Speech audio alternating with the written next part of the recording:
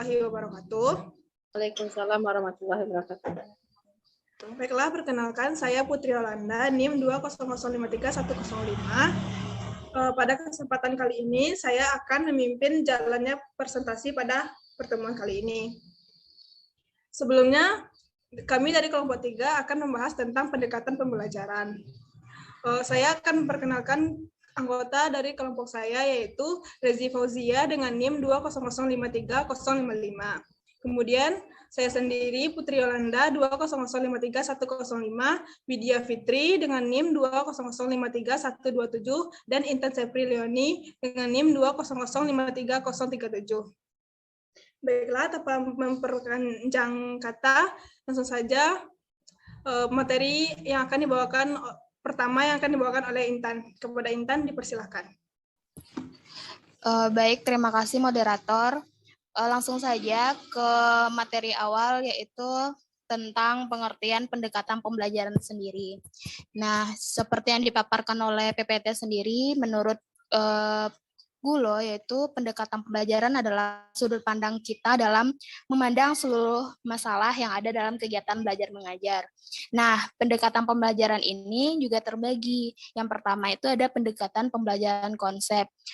Nah, pendekatan next PPT.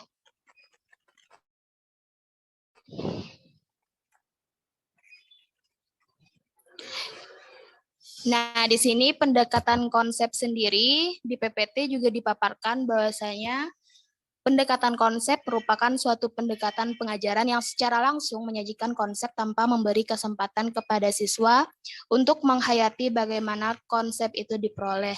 Nah, di sini saya menjelaskan arti dari kalimat tersebut bahwasanya pendekatan konsep ini yaitu pendekatan yang mengarahkan peserta didik menguasai konsep secara benar dengan tujuan agar tidak terjadi kesalahan konsep. Nah, di pendekatan konsep sendiri ada kondisi-kondisi yang dipertimbangkan dalam kegiatan belajar, yaitu yang pertama, menanti kesiapan belajar, kematangan berpikir sesuai dengan unsur lingkungan. Yang kedua ada mengetengahkan konsep dasar dengan persepsi yang benar yang mudah dimengerti. Yang ketiga, memperkenalkan konsep yang spesifik dari pengalaman yang spesifik pula sampai konsep yang kompleks. Yang keempat, ada penjelasan perlahan-lahan dari yang konkret sampai yang ke abstrak. Nah, dari kondisi tersebut ada langkah-langkah mengajar dengan pendekatan konsep ini, yaitu ada 3 tahap. Yang pertama ada namanya tahap enaktek. Nah, tahap enaktek ini dimulai dari pengenalan benda konkret. Yang kedua juga menghubungkan dengan pengalaman lama atau berupa pengalaman baru. Yang ketiga ada pengamatan penafsiran tentang benda baru. Yang kedua ada namanya tahap simbolik. Tahap simbolik ini diperkenalkan dengan yang pertama itu simbol, lambang, kode seperti angka, huruf, dan lain-lain. Selanjutnya membandingkan antara contoh dan non-contoh untuk menangkap apakah siswa cukup mengerti akan ciri-cirinya. Yang ketiga memberi nama dan istilah serta definisi. Terakhir tahap ikonik. Nah, tahap ini adalah tahap penguasaan konsep secara abstrak seperti menyebut nama, istilah, definisi. Apakah siswa sudah mampu mengatakannya? Terima kasih, dikembalikan ke moderator. Akan disampaikan oleh saya sendiri, Putri Yolanda, yaitu tentang pendekatan proses. Pendekatan proses yaitu suatu pendekatan pengajaran yang memberikan kesempatan kepada siswa untuk ikut menghayati proses penemuan atau penyusunan suatu konsep sebagai suatu keterampilan proses. Langkah-langkahnya yaitu pertama yaitu penalaran yang bermula dari umum keadaan khusus seperti pendekatan pengajaran yang bermula dengan mengajukan aturan prinsip umum diikuti dengan contoh-contoh atau penerapan aturan prinsip umum ke dalam khusus. Yang kedua yaitu mengembangkan kemampuan siswa dalam keterampilan proses atau langkah-langkah ilmiah seperti melakukan pengamatan, menafsirkan data, dan mengkomunikasikan hasil pengamatan. Kelebihan dari pendekatan proses ini yaitu siswa lebih memahami materi yang telah disampaikan oleh guru dan siswa memiliki keterampilan dalam melakukan pengamatan, penafsiran data, dan mengkomunikasikan hasil pengamatannya. Kelemahannya yaitu bagi siswa yang pasif, pendekatan ini kurang efektif sebab menuntut keterlibatan langsung siswa dalam kegiatan belajar. Baiklah, itu dari saya. Keterangan selanjutnya akan dijelaskan oleh Widya. Pada Widya, dipersilakan. Baiklah, Assalamualaikum warahmatullahi wabarakatuh. Perkenalkan saya Wida Fitri, saya akan menjelaskan materi mengenai pendekatan deduktif. Seperti yang ada di PPT, menurut Busra, deduktif adalah cara berpikir yang bertolak dari pernyataan yang bersifat umum, kemudian menarik kesimpulan yang bersifat khusus. Pembelajaran dengan pendekatan deduktif menekankan pada guru untuk mentransfer informasi atau pengetahuan kepada siswa. Ada beberapa karakteristik atau ciri pendekatan deduktif yang ada, seperti yang pertama, pembelajaran menekankan transfer informasi oleh guru kepada siswa berupa pemaparan abstrak, didefinisi, dan penjelasan istilah-istilah. Kemudian yang kedua, menjelaskan hal-hal yang bersifat umum ke yang bersifat khusus, yaitu guru memberikan materi dan kemudian memberikan contoh-contoh khususnya. Kemudian yang keempat, lebih menekankan ingatan siswa dan siswa bersifat pasif dalam kegiatan pembelajaran. Sehingga guru harus berperan banyak dalam proses pembelajaran deduktif tersebut. Kemudian ada beberapa contoh. Yang pertama, contoh dari deduktif yaitu seperti yang dari khusus sampai menuju kepada pandangan umum. Yang pertama tuh hewan akan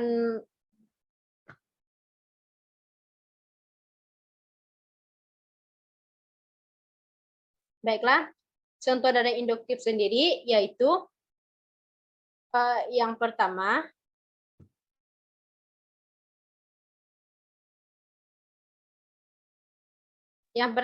dari uraian kesimpulannya, setiap logam tuh apabila dipanaskan akan memuai. Nah, kemudian di bagian uraiannya, besi, tembaga emas, perak, dan seng apabila dipanaskan akan memuai. Karena dalam besi dan tembaga emas dan perak juga seng adalah termasuk logam sendiri. Sekian pemaparan dari saya kembalikan ke moderator. Baiklah, terima kasih kepada saudara Alia. Selanjutnya materi terakhir akan dibacakan oleh Rezi. Kepada Rezi dipersilakan. Baik, Assalamualaikum warahmatullahi wabarakatuh. Waalaikumsalam warahmatullahi wabarakatuh. Perkenalkan, saya Rezi Fauzia akan menjelaskan mengenai pendekatan pembelajaran induktif.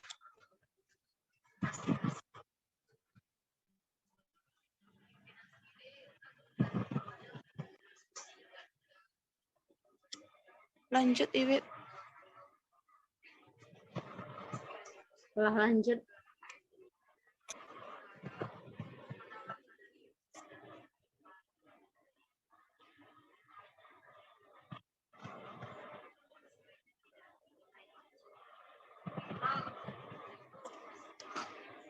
Pendekatan pembelajaran induktif adalah pendekatan yang bermula dengan menyajikan sejumlah keadaan khusus, kemudian dapat disimpulkan menjadi suatu fakta, prinsip, ataupun aturan.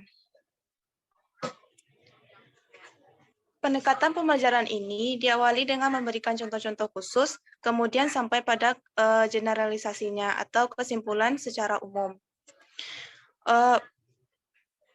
Pendekatan pembelajaran induktif ini memiliki 5 karakteristik. Yang pertama yaitu dimulai dengan melakukan pengamatan terhadap hal-hal yang bersifat khusus, kemudian siswa dibimbing oleh guru untuk dapat menyimpulkan secara general atau secara umum.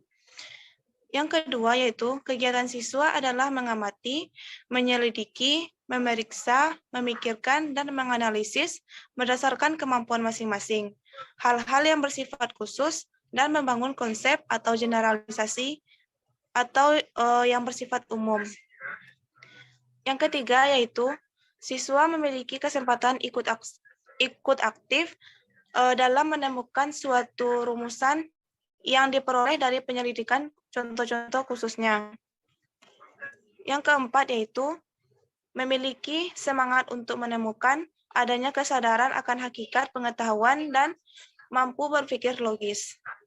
Yang terakhir yaitu menemukan dan memahami rumus atau fenomena tersebut membutuhkan waktu yang tidak singkat.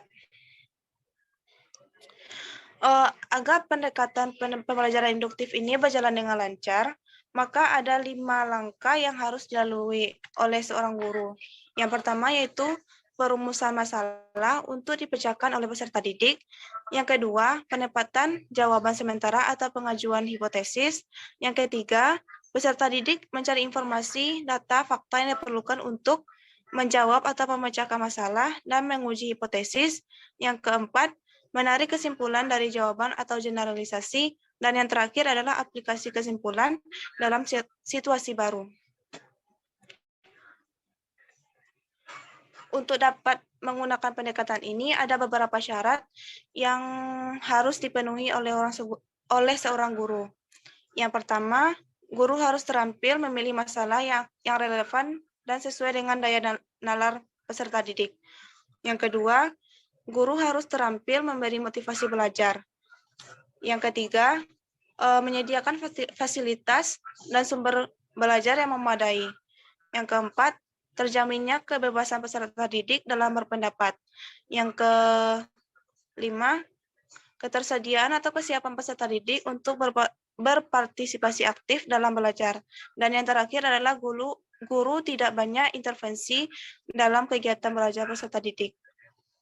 Baik, sekian dari presentasi dari saya kembalikan kepada moderator. Baiklah, terima kasih kami ucapkan kepada Rezi. Itulah hasil dari diskusi kami dari kelompok 3 tentang pendekatan pembelajaran. Kami dari kelompok 3 mohon maaf apabila ada kesalahan. Terima kasih atas perhatian. Wassalamualaikum warahmatullahi wabarakatuh. Waalaikumsalam warahmatullahi wabarakatuh.